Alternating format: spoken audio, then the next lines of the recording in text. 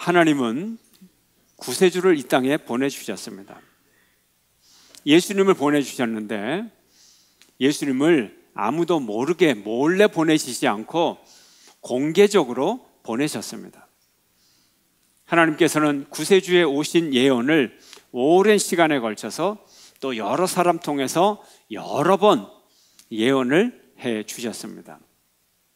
그래야 이제 하나님이 정말 메시아를 보낼 때 이런 사람이 메시아다 미리 말씀을 하셨기 때문에 그 말씀과 일치하는 사람을 보면 그분이 메시아인 줄을 알게 되는 거죠.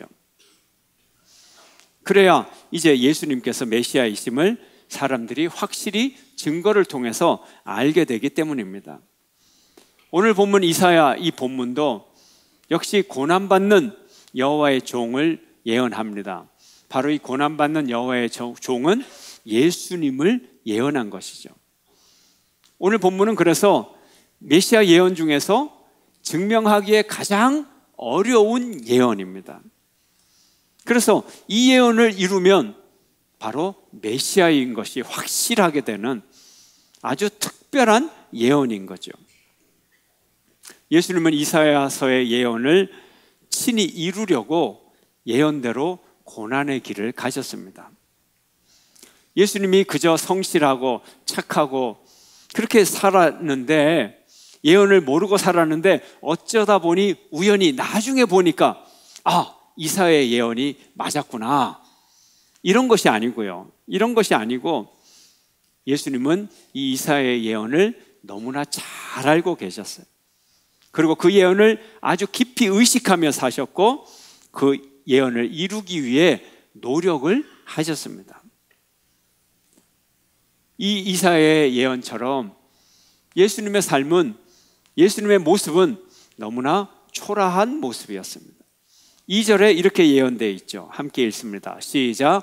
그는 주 앞에서 자라나기를 연한 순 같고 마른 땅에서 나온 뿌리 같아서 고운 모양도 없고 풍채도 없은즉 우리가 보기에 흠모할 만한 아름다운 것이 없도다. 2000년 전에 이 땅에 오신 예수님의 모습을 연한 순 같다 그렇게 표현합니다. 여기서 연한 순은 이 광야에서 자라나는 이 조그마한 나무, 풀 이런 걸 얘기합니다. 보잘것없는 거죠. 광야에 이 풀이 자라면 뭐 이렇게 크게 자라는 게 아니에요. 물도 없고 척박해서 그저 사람이 보기에는 그게 풀인지 아닌지 잘 보이지도 않아요. 그야말로 깨알만해요. 깨알만해. 이끼보다 조금 커요. 근데 그거를 양과 염소는 보고 그걸 뜯어먹고 사는 거예요. 정말 보잘것없는 요거만한 풀, 싹, 그렇게 자란 그런 모습이라는 거예요. 여호와의 종은 이렇게 아름다운 것이나 매력적인 것이 없다는 거죠. 예수님이 오시기까지 이 이사야서의 예언은 사람들이 이해하기가 너무 어려운 예언이었어요. 구세주라고 하면서 인류를 구원해야 된다고 이스라엘 백성들을 구원할 메시아라고 하면서 힘도 없고 능력도 없고 고난받고 초라하고 광야에 있는 그 말라 비틀어진 나무 뿌리 같은 그런 존재, 그런 모습으로 오신다. 도무지 사람들이 이해할 수가 없었어요. 이 땅에 메시아로 오신 예수님은 인간적으로 볼 때 너무나 보잘것없는 모양으로 오셨습니다. 그래서 이사야의 예언이 있은 지 700년 만에 나타난 이 예수님의 모습, 이때까지는 이 예언을 이해할 수가 없었습니다. 이제 예수님은 아기로 태어나면서 너무나 보잘것없는 짐승들이 사는 이 마곡간에서, 짐승의 우리에서, 그리고 짐승의 먹이통 구유에 강보에 쌓여 누워 계셨습니다. 가난한 목수의 아들로 태어나셨고 작은 시골 동네에서 자라나셨고 제대로 된 교육이나 문화의 혜택을 받지 못했고 당시의 왕족과 귀족과 부자에 비유하면 예수님은 아무런 가능성이 없는 들판에 자란 그저 보잘것없는 새싹과 나무 뿌리 같이 그런 존재로 태어나셨던 것입니다. 안쓰러울 정도의 연한 순 같은 예수님, 그 척박한 인생의 삶을 이 땅에 시작하셨어요.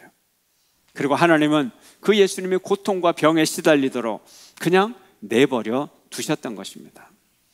그러므로 세상의 그 누구도 예수님을 주목하지 않았어요. 그의 고난을 이해하려고도 하지 않았어요. 예수님은 전혀 아름답지 않았기 때문에 그렇습니다. 구약에서는 아름답다, 사람을 향하여 보기에 좋더라, 아름답다, 이게 무슨 뜻이냐 하면 하나님의 축복을 받았다는 뜻이에요. 아름다운 것은 축복이에요. 어떤 축복? 부유하고 건강하고 신분이 높아지고 남의 존경을 받고 명예롭고, 이게 아름다운 거예요. 이게 복받은 거예요. 근데 오늘 본문은 아름다운 것이 전혀 없더라. 무슨 뜻이야? 하나님의 축복을 받은 흔적조차 없더라. 저주받은 모습이더라. 고난당하는 모습이다.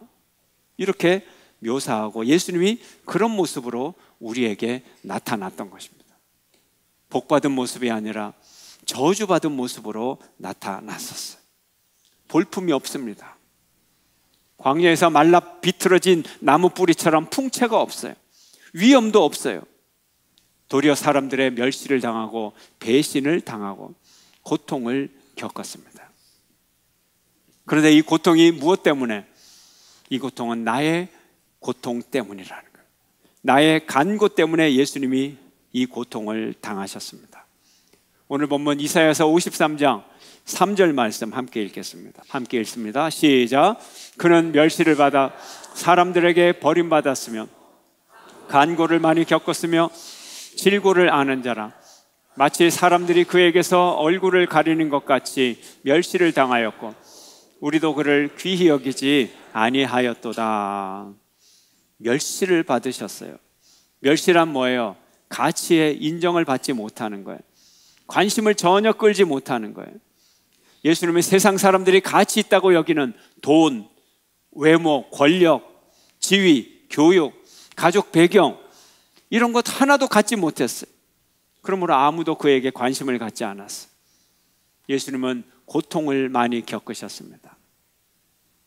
예수님은 우리의 깊은 슬픔의 고통을 우리보다도 더 많이 겪으셨습니다. 또 예수님은 우리의 질고를 지셨습니다.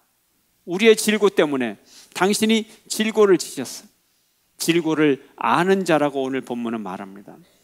질고를 안다고 하는 것은 우리보다도 더 경험을 하셨다는 거예요. 질고는 병의 고통을 말씀하고 예수님은 우리보다도 더 병고를 겪으셨다. 그로 말미암아 육체적 정신적 고통을 겪으셨다고 말하고 있는 것입니다. 4절 말씀 함께 읽겠습니다. 시작.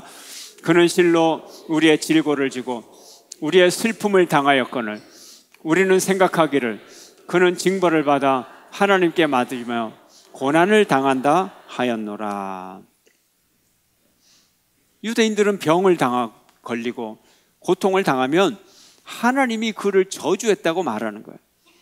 우리의 병고를 하나님의 저주로 이해를 했어요. 그러므로 예수님은 우리가 받을 저주를 대신하여 바로 병고를 당하시고 멸시를 당하셨습니다. 또한 예수님은 나의 허물 때문에 찔리셨어요. 허물 때문에 찔리셨어요. 가시면류관에 찔리시고 채찍을 맞아 찔리시고 창의 옆구리를 맞아 찔리셨어요. 5절 말씀 함께 읽겠습니다. 5절 시작. 그가 찔림은 우리의 허물 때문이요 그가 상함은 우리의 죄악 때문이라. 그가 징계를 받음으로 우리는 평화를 누리고 그가 채찍에 맞음으로 우리는 나음을 받았도다. 메시아로 오는 그 고난받는 종의 모습은 고난받는 그 이유를 우리에게 밝히고 있어요. 한마디로 우리의 허물 때문이고 우리의 병 때문이고 우리의 죄 때문이라는 거예요. 우리의 허물이 뭐예요? 허물이 뭡니까? 허물이 번역이 잘못됐어요. 허물 그러면 뭐 무슨 피부가 벗겨지는 거, 에게 피부 조금 벗겨지고 표피적인 거, 피상적인 거, 그것 때문에 예수님이 십자가에 못 박혀야 돼. 그게 아니고요. 여기 허물은 죄인데 죄 중에서도 가장 큰 죄를 얘기해요. 가장 큰 죄.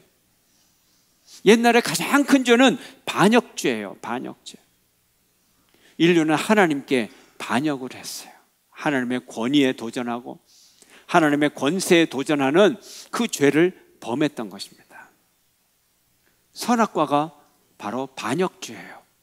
반역 사건이에요. 왜요? 선악의 결정은 누가 합니까? 우리 인생의 선악은, 인간의 선악은 하나님만이 판단하는 거예요. 그런데 사탄이 아담과 하와를 유혹합니다. 선악의 결정을 네가 해라. 네가 진정한 자유인이 되라. 네가 하나님이 되라. 이렇게 얘기를 하는 거예요. 아담과 하와가 이 유혹에 넘어가서 자기가 정한 법대로 자기 자율적으로 살기를 원합니다. 이미 하나님이 엄청난 권세를 주셨어요. 온 천지 만물, 동물과 식물과 이 모든 것을 다스려라 권세를 주었는데 그것도 부족해서 이제는 자주자가 되고 주권자가 되기로 결정을 합니다. 이것이 하나님을 향한 반역죄인 거예요. 그래서 선악과를 따먹고 그들이 죽음에 이르게 되는 거예요. 가장 큰 죄를 지었어요. 창조 세계 최대의 반역 사건이 일어났어요. 바로 그 죄 때문에 예수님이 고통을 당했다는 거예요. 이 세상의 왕들이 어떤 죄를 가장 큰 죄로 여깁니까? 이 세상의 왕들도 반역죄를 가장 큰 죄로 여겨요. 그렇잖아요. 반역죄 가장 엄하게 다스려서 우리나라는 왕에게 반역을 하면 3족을 멸하고 중국은 왕에게 반역을 하면 9족을 멸하게 되는 거예요. 이순신이 충성을 다하여 목숨을 다하여 일본군들의 이 침입을 주춤하게 잠시 지연시켰어요. 전투에서 승리를 합니다. 국구공신이 되었어요. 궁중 내 다른 군신들이 그를 시기합니다. 그래서 헛소문을 퍼뜨려요. 이순신이 자기를 해왕이라고 했다는 둥 헛소문을 퍼뜨립니다. 이 순간 이순신은 반역자가 되고 역도로 몰리게 되었어요. 변명이 필요 없어요. 변호가 필요 없습니다. 이런 소문이 돌았다는 것 자체가 이미 그는 위험한 인물이요 반역자가 되어버린 거예요. 이순신은 고민을 합니다. 그러고는 의도적으로 목숨을 내어놓고 죽을 상황에 자꾸 자기를 노출시키게 되는 거예요. 이제 자기는 산 목숨이 아니기 때문에 이미 반역도로 이미 소문이 돌았기 때문에 돌파구가 없어요. 전투에서 승리해놓고 도망가는 폐잔병이 쏜 그 유탄에 맞아 자기가 죽습니다.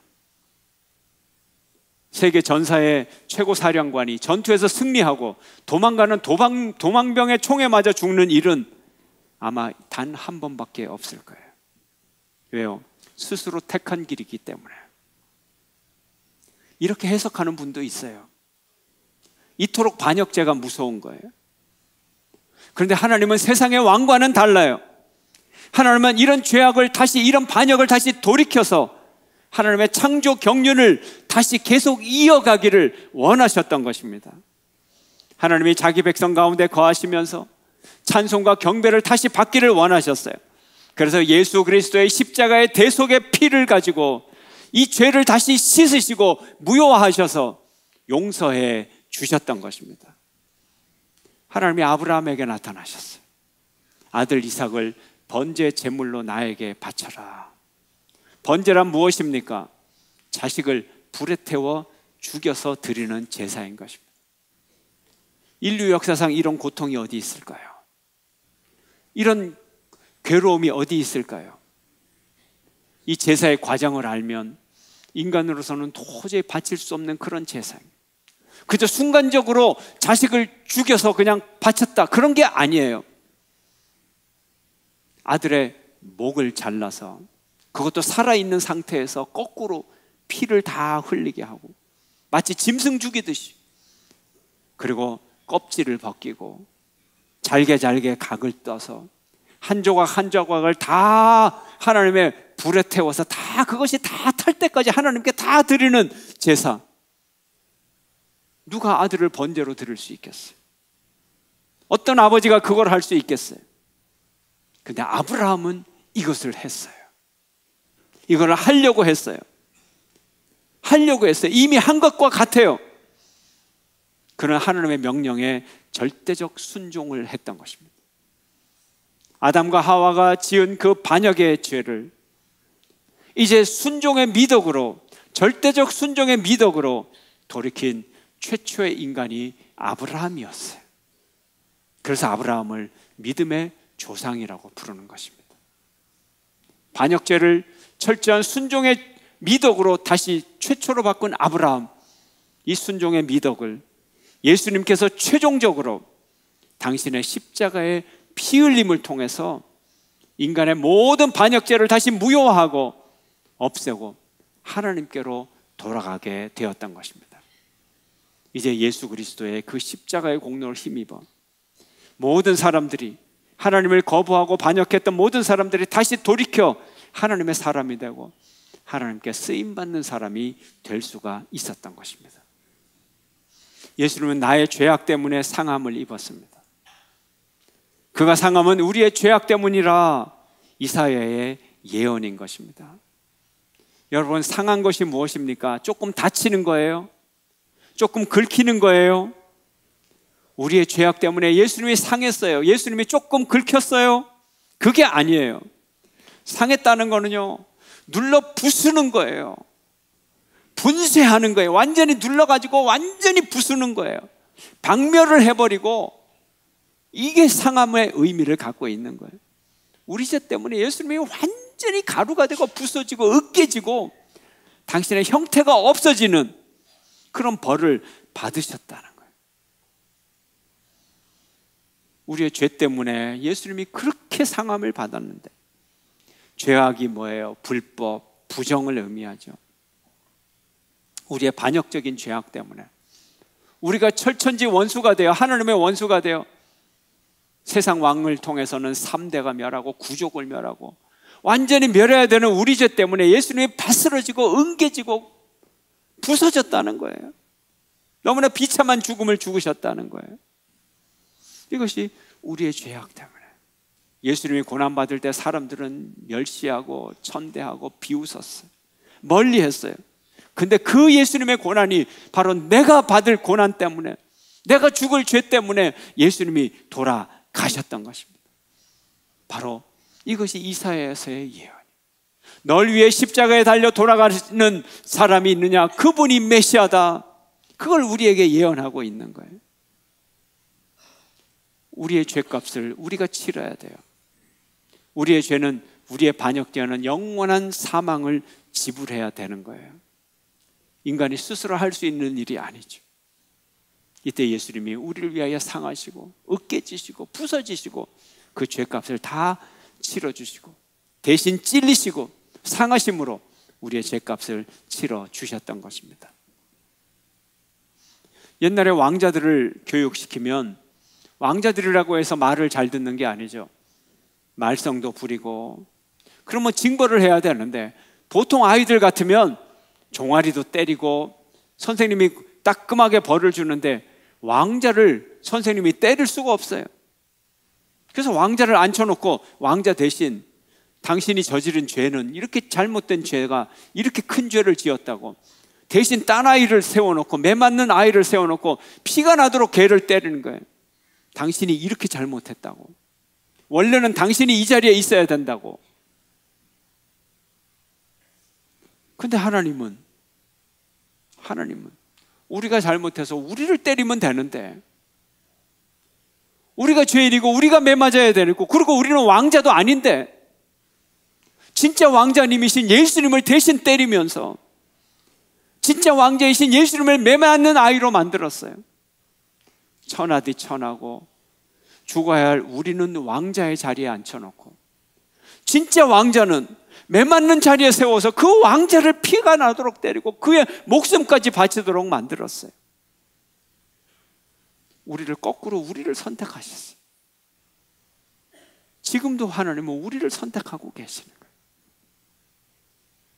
대신 매 맞는 예수님은 그 고난의 자리를 피하지 않으셨어요. 예수님은 피할 수 있었어요.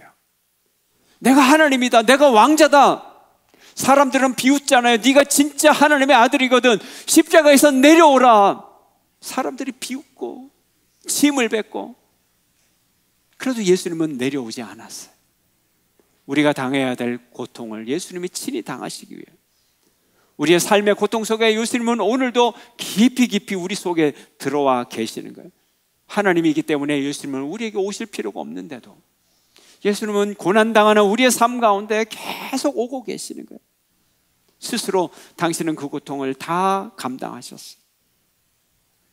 스스로 고난당하지 못하는 하나님은 나를 알 수가 없죠. 우리 인생은 고난덩어리인데, 한 사람을 알려면 그 사람이 무슨 일로 고통을 당하는지 그걸 알아야 그 사람을 알 수가 있죠. 번듯한 면, 가식적인 면, 그것만 알면 그 사람을 어떻게 알겠어요? 그 사람이 뭐 때문에 지금 괴로워하고 있느냐, 그리고 그 사람을 사랑한다면 그 사람의 그 고통을 함께 할 때 정말 그 사람을 사랑하는 게 되죠. 하나님은 우리 고통 가운데 오셨어요.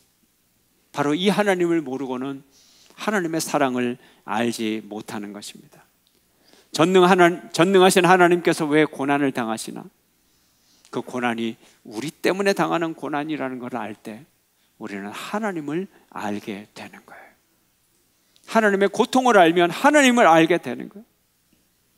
우리도 알지 못하는 그 때에 하나님은 메시아를 예언하시고, 그 메시아 예수님이 우리에게 오셔서 우리의 죄를 대신 지시고 우리의 고난을 대신 당하시고 괴로워하셨던 것입니다. 사순절 묵상집에 나오는 기도문을 우리 다 함께 기도하겠습니다. 여기에 내 탓, 우리 탓, 탓이라는 단어가 나오면 주먹으로 자기 가슴을 치면서 이 기도문을 함께 낭송하겠습니다. 내 탓입니다. 주님이 찔리신 것도, 주님이 상하신 것도 내 탓입니다. 우리 탓입니다. 주님이 질고를 지신 것도, 주님이 슬픔을 당하신 것도, 주님이 징벌을 받으신 것도 모두가 우리 탓입니다. 겟세마네 동산에서 슬퍼하신 것도, 골고다 언덕길이 그토록 힘겨우셨던 것도, 십자가 고통이 그리도 외롭고 목말랐던 것도 나만 생각하는 내 탓입니다. 우리만 생각하는 우리 탓입니다. 나만 생각하는 이기심을 버리게 하소서. 우리만 생각하는 욕심을 버리게 하소서. 이기적인 마음을 못 받게 하소서. 이기적인 공동체를 못 받게 하소서. 나를 십자가에 못 박게 하소서. 아멘. 자기 가슴을 치면서 3번 치면서 외치겠습니다. 3번 하겠어요. 내 탓이요, 내 탓이요, 내 탓이요. 함께 하겠습니다. 내 탓이요, 내 탓이요, 내 탓이요. 오늘 이 시간 기도하실 때에 내 탓이요만 가지고 기도하시기를 바랍니다. 주먹으로 자기의 가슴을 치면서 기도하시기를 바랍니다. 내 탓이요, 내 탓이요. 우리의 죄를, 우리가 지은 죄를 하나씩 다 고백하면서 내 탓이요, 내 탓이요, 가슴을 치는 기도를 드리겠습니다.